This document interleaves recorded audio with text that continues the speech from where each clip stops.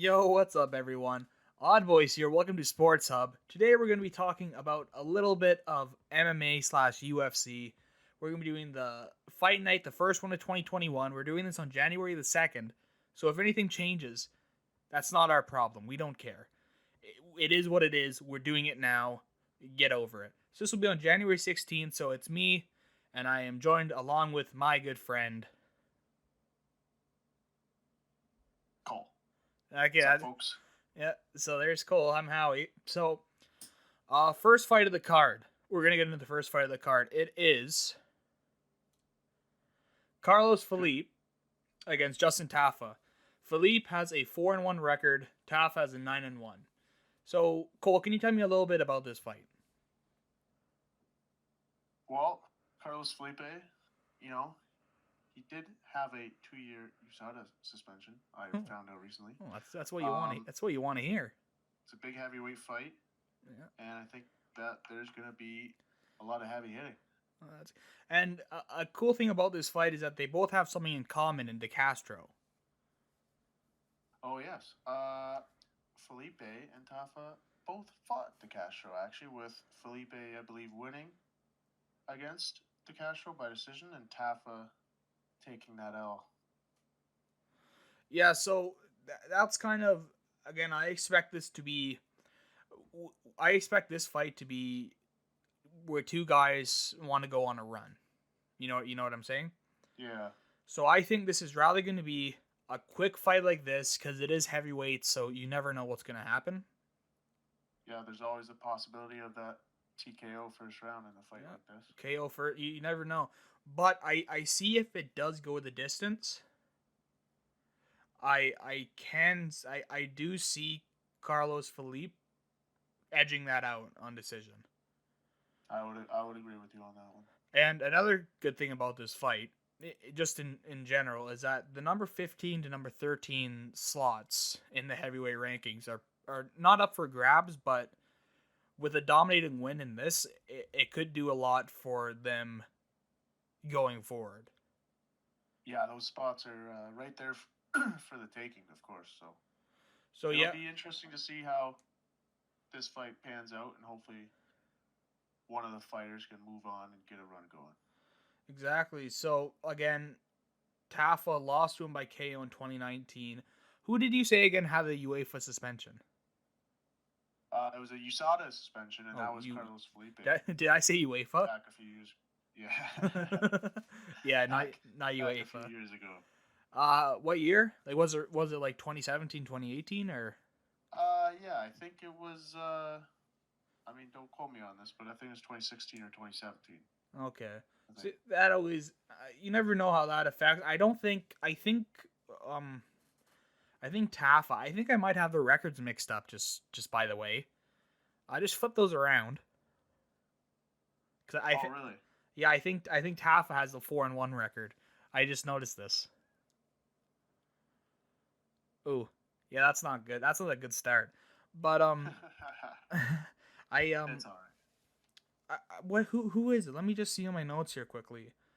One of these, have both these fighters fought recently, or have they both, have they both had a little bit of a layoff? Do you know off the bat, or? No, I actually unfortunately do not know right off the bat. But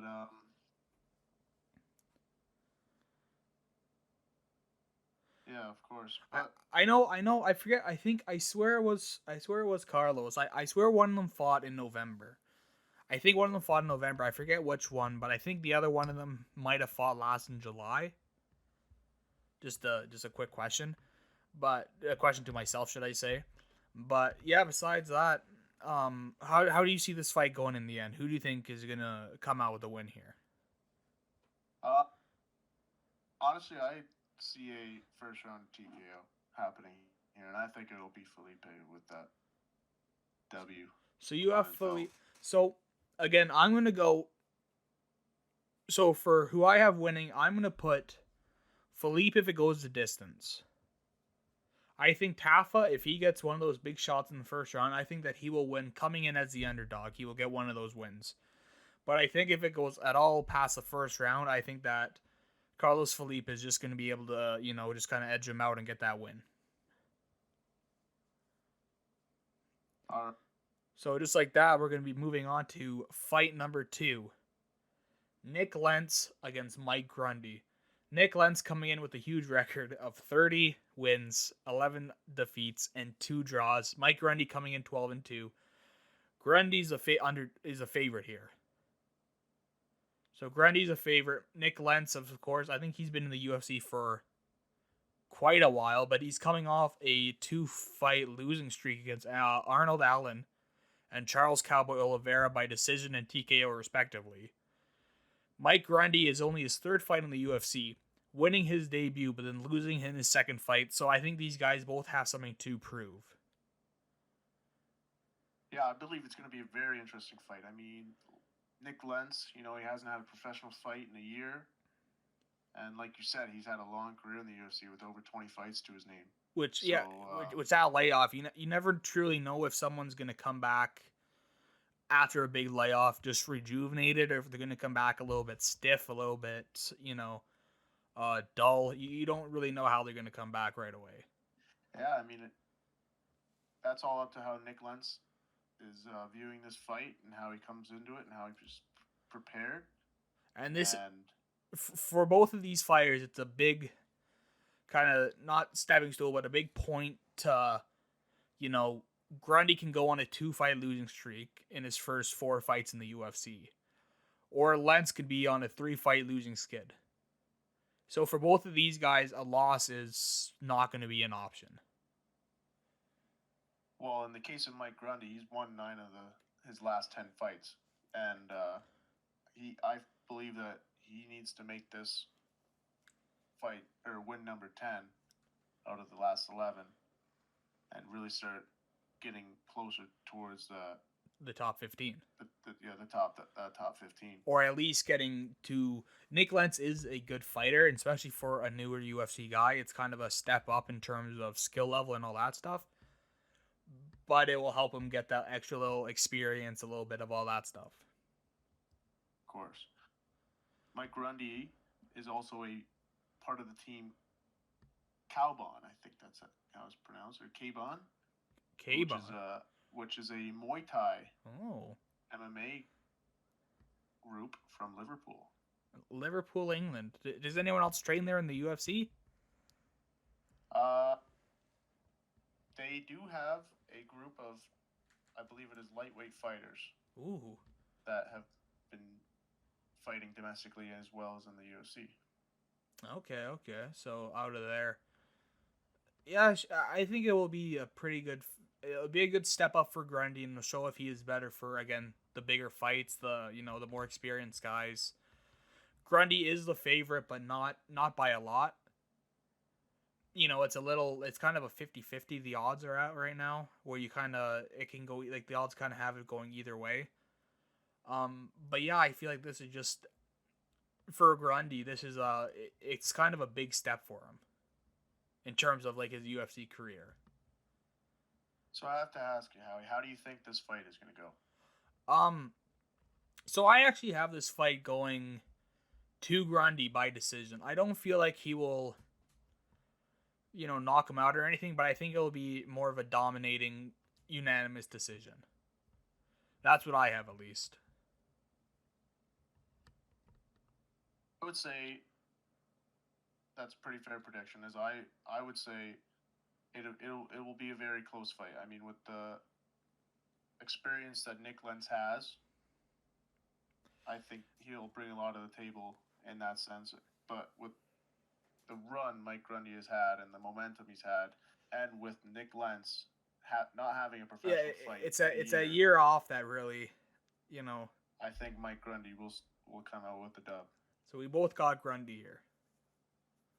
So you have it by... So I have it by decision. You have it by decision as well, or do you have him finishing him off?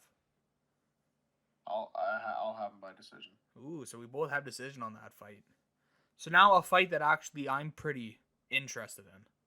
It's not one of the, it could be quite a good fight. It depends on how it goes. We have David Zawada against Aviv. I'm sorry, that first name kind of... Ramzan Aviv. I could be wrong. Yeah, so Zawada,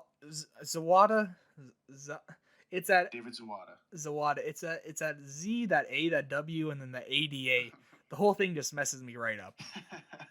So I think this is his fourth fight in the UFC, where his last one was, I believe, main eventing. I think I don't know 100%, but I know he was up there in the card against Nurmagomedov. I believe one of Khabib's cousins, brothers, I don't know, something like that. There's like 3 of them. So he won that one by triangle choke. Wherever you choke out someone in Khabib's camp, it's a pretty big win.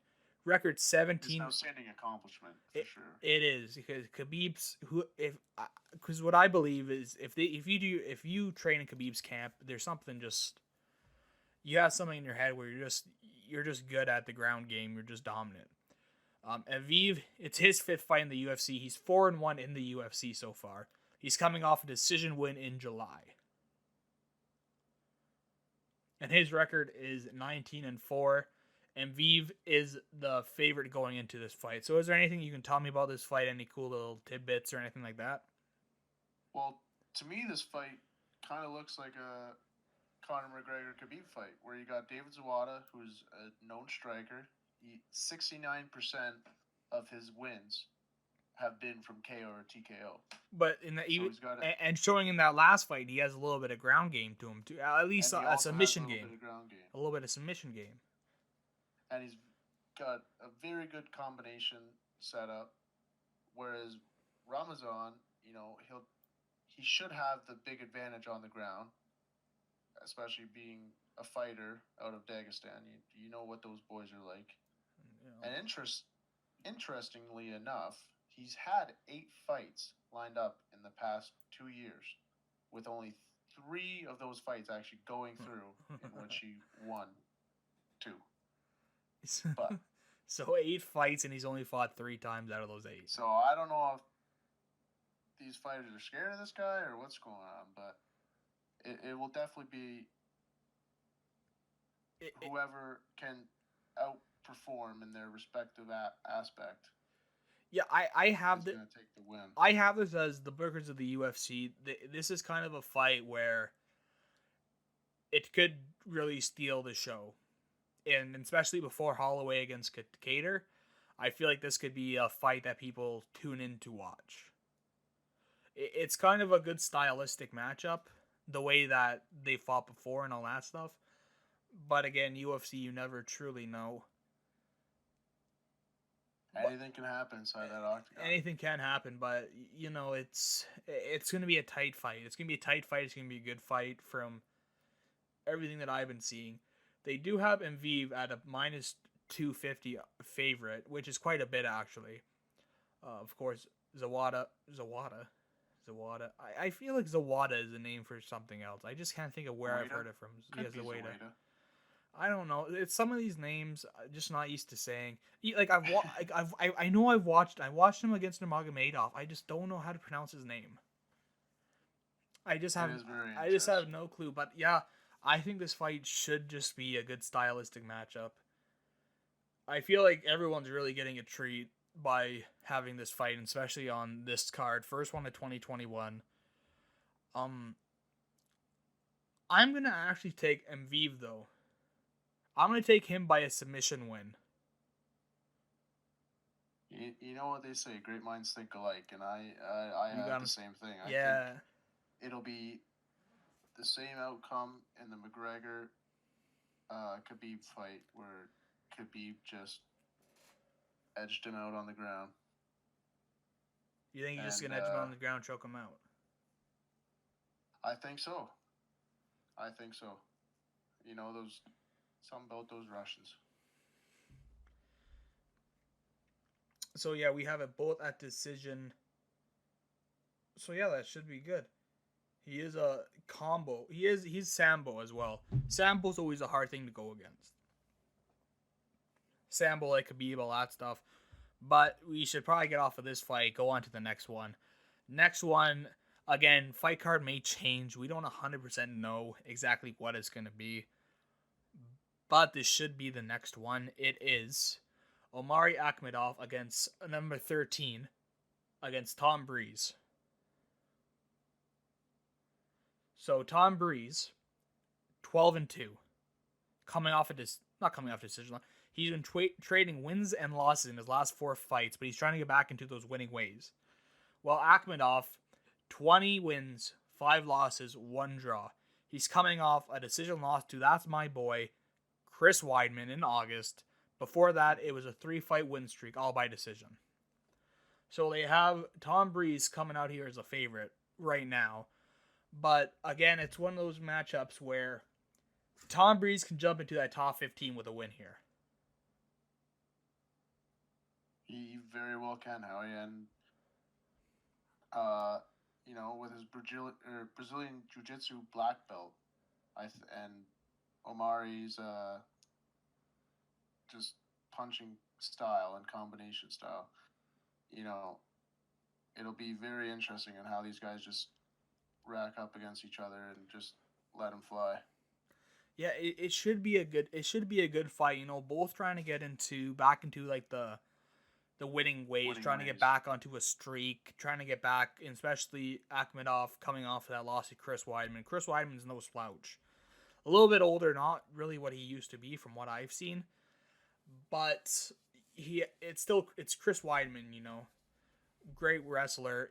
He is one of those people in this division that's a little bit of I don't want to say gatekeeper, but he's kind of a way for them to get newer guys and say, hey, here's a guy that is top 15.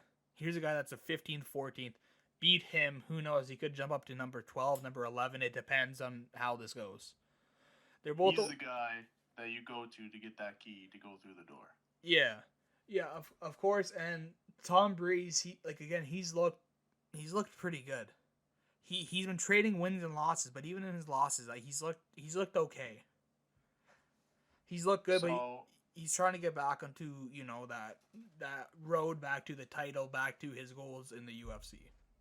Now, Howie. Yeah. I want you to answer me in yes or no here. Do you think Breeze takes this fight? I think Breeze will take this fight by TKO. I don't know what round. I think you'll get him by TKO, though, in some round. Let me throw something out here. Do you want to know 2 things about Tom Breeze? Oh, yeah, let's hear it. All right, the first one. He used to make welterweight. Ooh. If you can believe that. I don't know how he did it, but he did. He looks he looks like he's quite a big guy. And Tom Breeze has never landed a takedown in his UFC career. Not even one. Not even one. Well, so I don't know if that changes your prediction or anything. I still think TKO, but who maybe he'll get one. Maybe he'll shock us all by getting one. Yeah, so I have Tom Breeze by submission in the first round. So you have him. you have him not completing a takedown in his UFC career, and you have him just busting out the Brazilian Jiu-Jitsu, busting out all the stuff, busting out the judo, busting out the wrestling. You always gotta throw the unexpected at your opponent, and I believe that is the most unexpected thing. Akhmedov's not going to know what came towards him. He's like, we never know he could do this. He thought he was just going to stand up. No, truthfully, I think I have Akhmedov taking this, just because, to me, he's a bit of a wild card, and you don't know what you're going to get out of him. So you're sure 100% Breeze not by submission? Breeze not by submission, no. I have Akhmedov by TKO. So you have him by TKO, I have him by TKO as well. So now we get on to the main event of the evening. Sanctioned by Modelo. Fighting! So, fight number 6. Oh, look at the currents. Look at the transition. Boom! Max Holloway, the number 1 fighter, against Calvin Kattar, the number 6. Holloway coming in, lost his 2 last fights against Volkanovski, but he's still dangerous. Volkanovski is a good fighter. He is. Kattar, of course, I think he's coming off a win over. I think his only loss was to Zabit. That would be a tough fight too. No, he did lose to him, I believe. He lost to him, and then he beat Jeremy Stevens and Dan Ainge. Those are his last 2 fights. So then I don't know what you know about Max Holloway, but he's gonna give you everything plus a kitchen sink in all of his fights. I mean, me and you both had the pleasure to watch him live, and oh yeah, when he in Toronto when he first won his belt against Pettis. Yeah, against Anthony Showtime Pettis. We both watched him when he first got it. I mean, even from there and even against all the fights, he doesn't give up in his fights. No. Like not at all. You're not gonna have a Max Holloway looking defeated. He has the gas tank to go 5 rounds. He'll pressure you for all those 5 rounds. So it's kind of hard because Kattar says if he beats Max Holloway here, he wants the next title shot. He wants it. He says I deserve it if I beat this guy. This is what I want. But Max Holloway, again, he can't take him as a slouch. Neither can, Kattar can't take him as a slouch. Max Holloway can't take Calvin as a slouch. They're both very good fighters. Now, yes. Tell me a little bit of information about this fight. Well, to me, looking at this, it's all about how bad Kattar wants it. I believe that, yes, with this win, he looks like he should be able to have a title shot. I feel like he's earned it. He's sitting at number 6 and taking out a guy like Max Holloway, who had 2 very close fights against Volkanovski, But then, just let me cut in here for a second. If Holloway does win, what happens then? Do they do the 3rd fight against Volkanovski? Like what do they do? Do they want to see the fight again, or are they kind of done with that after the 2 fight? It's kind of a weird fight. It's all Kattar has everything to gain, but also everything to lose. Max Holloway, it's kind of a little bit harder to figure out what's going to happen after this fight. I think it's the same for both fighters. With Max Holloway taking this loss, that's just a sign that maybe he's starting to lose it. Okay, let's calm down here. Hey, not lose it, but hey, having 2 title shots at Volkanovski and losing both, and then losing to the number 6 Kattar, it doesn't show Dana White that he deserves another title or 3rd fight against Volkanovski. But which I'm sure is what he wants. I even mainly believe that when Max Holloway, when he does lose, his stock doesn't drastically decline because of his loss. You're right, but how old is Holloway now? He must be getting. I believe is he 32? 32. I'll look this up real quick. I believe I think he's rather in his late 20s or early. He's 29. I was way off. I thought he was like 31. He's been around for a while. He's been around for time. Now, going back to the question you asked before, are there any other big contenders in this division that should have the title shot other than Kattar? I mean, it's really hard to say. Again, Kattar wins this fight. I think he should get an automatic. He is the next guy in line. There's no doubt about that. Nothing like that. Zabit Magas. Okay, I'll just say Zabit. Last name a little hard. Zabit has looked amazing. 18-1 record. I think he was the one that beat Kattar last. Yes. I believe that. Okay. This is what I believe should happen. Because Holloway and T-City, Brian Ortega have already fought. So I don't think they'll do that again. I believe what happens here is that Kattar wins, he moves up, he fights for the championship.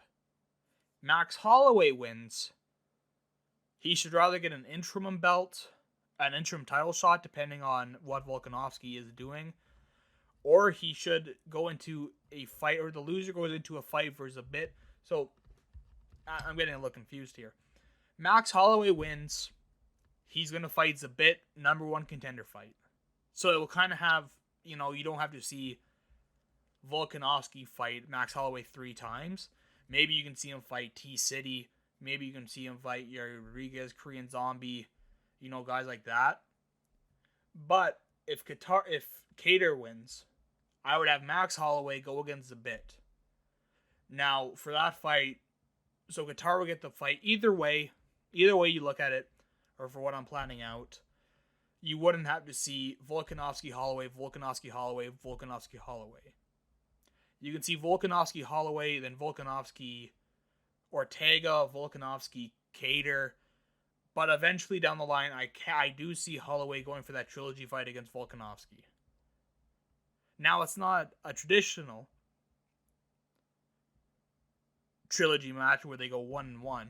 He is 0-2 against him. But I feel like if he gets a win here, if he gets a win over T-Cities a bit, some guy like that, it's hard to say, it's hard to deny him another title shot unless he wants to move divisions.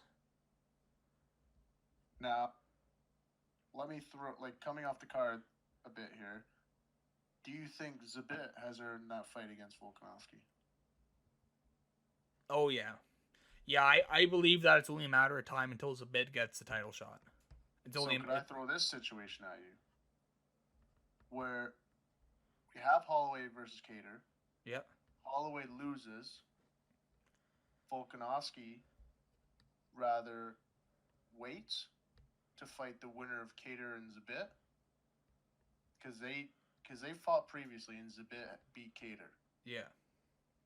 So maybe they have that second fight, or Volkanovski fights Zabit, who seems to be, other than Holloway, like the biggest contender, the biggest challenger for that belt. And also, he's an exciting fight. There would be a very exciting fight. Zabit is an exciting fight to watch.